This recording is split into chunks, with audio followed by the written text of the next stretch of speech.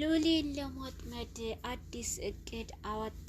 ኢዛና ወንድምህንም በህይወት አለ። ስለዚህ እኔ የማደርገውን እኔ የምልህን ነገር አድርግና ወንድምህንም ታድናለክ፣ ወንድምህንም ታገኛለክ ይለዋል። ኢዛናም ይህንን ነገር ያሰበው የናቲንም በህይወት መኖር ሳይሆን ከምንም በላይ የሱን ልፍስፍስነትና በወንድሙን ጉዳይ በጣም ደካማ እንደሆነ ስላወቀ ልዑሌንም ወጥመድ ውስጥ ያስገባዋል።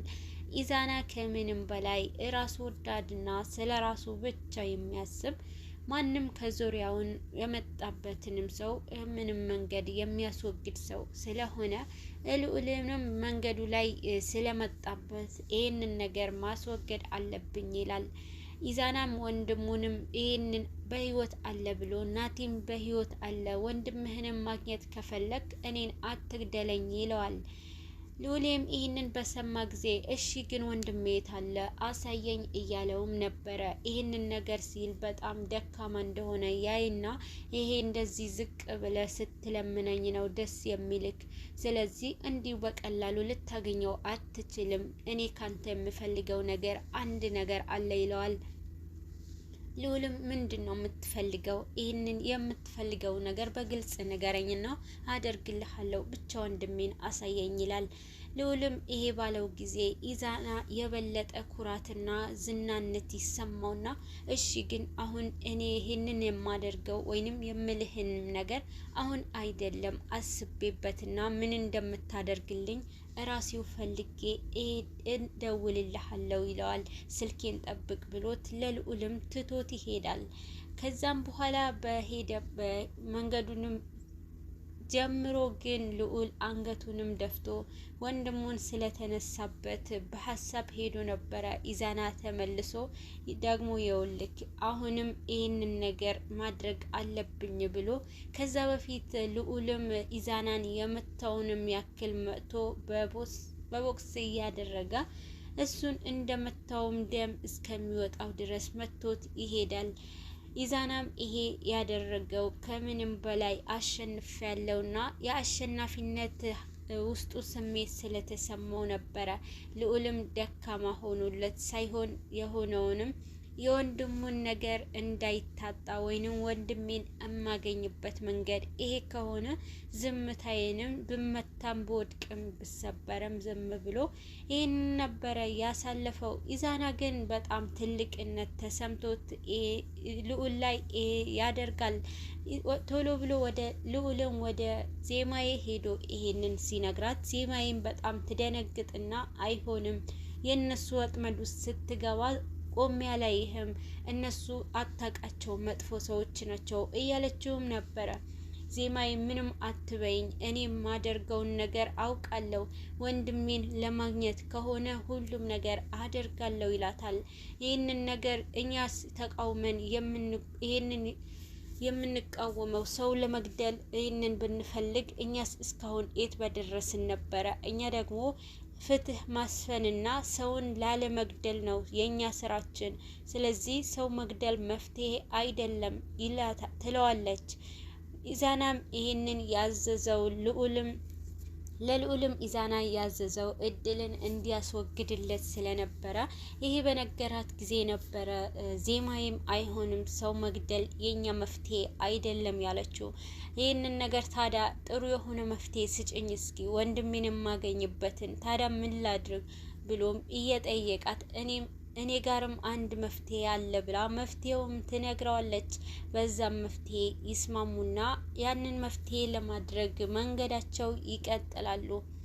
አቤኒም አዳና ኑሃ ባየበት ቅጽበት ውስጡ በጣም ተጎድቶና ህመም ተሰምቶት ከዜማዬ ጋር ከባለፈውን የፍቅር ህይወታቸው ያሳለፉት የደስታ ጊዜ እየመጣ ጭንቅላቱንም እየረበሸው በህልሙም እንደሚመስል እውነቱ ላይ ፊት ለፊት በተቀመጠበት እየመጣች ዜማዬ ና እያለች የኔ ፍቅር እያለች የምታሳልፈውንም የደስታ ጊዜ የመጣበትን ሁሉንም ነገር ከአቅሙ በላይ ይሆንበታል። በጣም እያንጎራጎረም ለዜማዬ እየዘፈነላትም እቤቱ ሆኖ ከአቅሙ በላይ ይሆናል። በዛን ጊዜ ብቻውንና ማንም የሌለው አዳም ደግሞ ከፍቅረኛው ጋር እየተዝናና ስለነበረ በቤት በቃ ይበቃኛል፣ ከዚህ በላይ መሰቃየት ይበቃኛል እያለ ራሱንም ለማጥፋት ጀርካን ላይ ተሰቅሎ ፎቅ ላይ ለመወርወር ሲሞክር አዳም መጥቶ ያድነዋል። አዳም በጣም ደንግጦ ምን ሆነህ ነው እያለ በጥፊ መታውና ከዛ ጀርካን ላይ ያወርደዋል። አቤኒም በቃ ተወኝ አዳ ልሙትበት፣ ከዚህ በላይ መኖር አልፈልግምና በቁሜ ሞች ያለው፣ ስለዚህ የምኖር መስሎ ከሆነ ተሳስተሃል ተወኝ እያለ በጣም ውስጡ ተረብሾና ስቅስቅ እያለ ነበረ። አቤኔ ከአቅሙ በላይ ሆኖ የዜማዬን ናፍቆት በዜማዬን ናፍቆት መሰቃየትና በህይወት አለች ወይስ የሌለች የሚለውንም የህይወቱ ጣውረድ አድክሞት ይገኛል። አሁን ላይ ይህንን ነገር ለሷም አይጠቅማትም። ዜማዬ በህይወት ብትኖርና ይህንን ነገር ብታይ ደስ የሚላት ይመስልሃል እንዴ እያለ አዳም ያጽናናዋል። ተወኝ አዳት ታጽናናኝ እያለ አዳንም በጣም ያናድደዋል።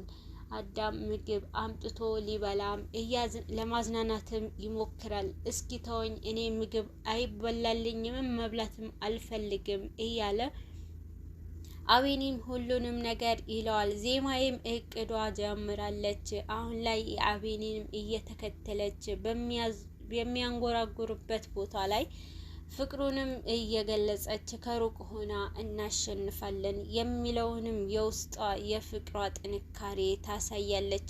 ልዑል አሁን ላይ ከዜማዬ ጎን ሆኖ ዜማዬ ካዳናት ጀምሮ አሁን ላይ የኢዛና ቀንደኛ ጠላት ሆኖ ይገኛል። ከላይ ሶስተኛው አዛዣቸው ደግሞ ኢዛናና እድልን ለማጥፋት ሁለቱንም መረጃውንም ስለሚያውቁበት ሁለቱንም ለማጥፋት ወጥመድ ውስጥ ያስገባቸዋል።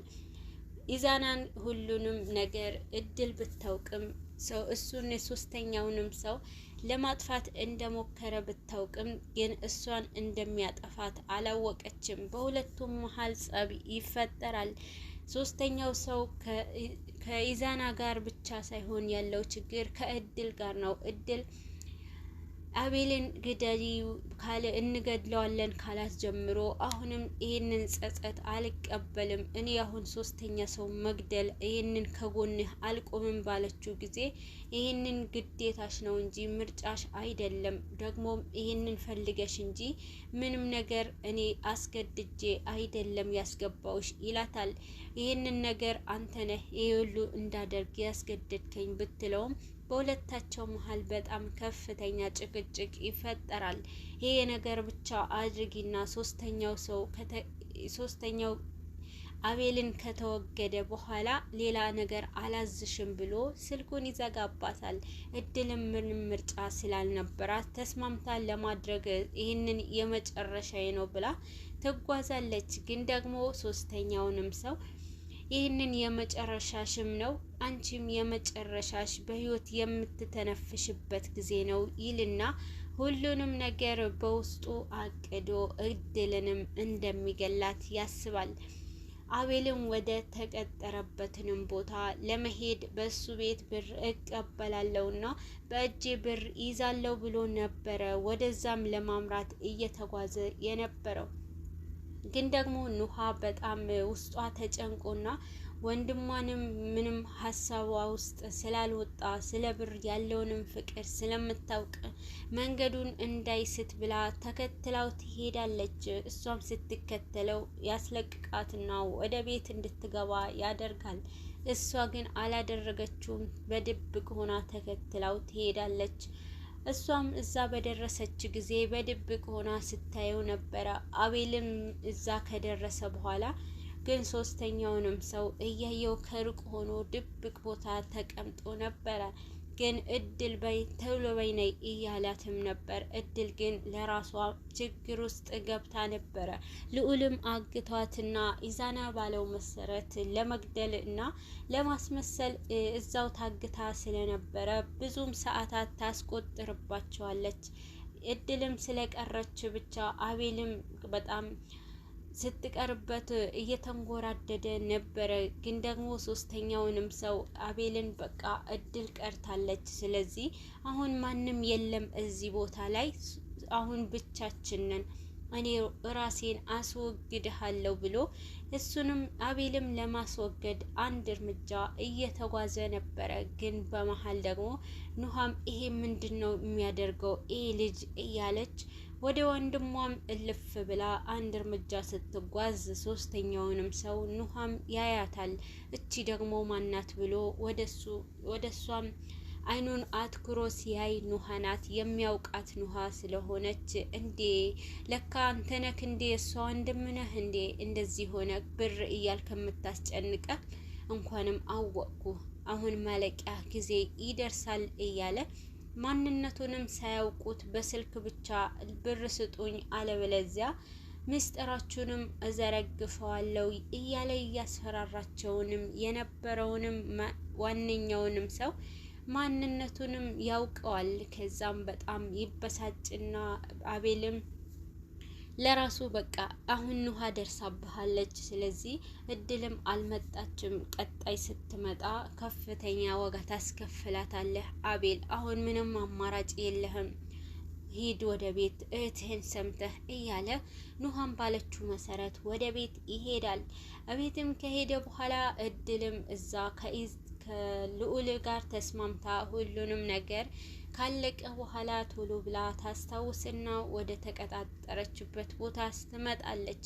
ስትመጣ ግን ያጋጠማትንም ነገር በጣም ተበሳጭቶና መሬቱንም በቢላዋ እየመታው ነበረ። ሶስተኛውም አዛዣቸው ከደረሰችም በኋላ ምንድነው ለምን አረፈድሽ እያለ በቁጣ ያናግራታል።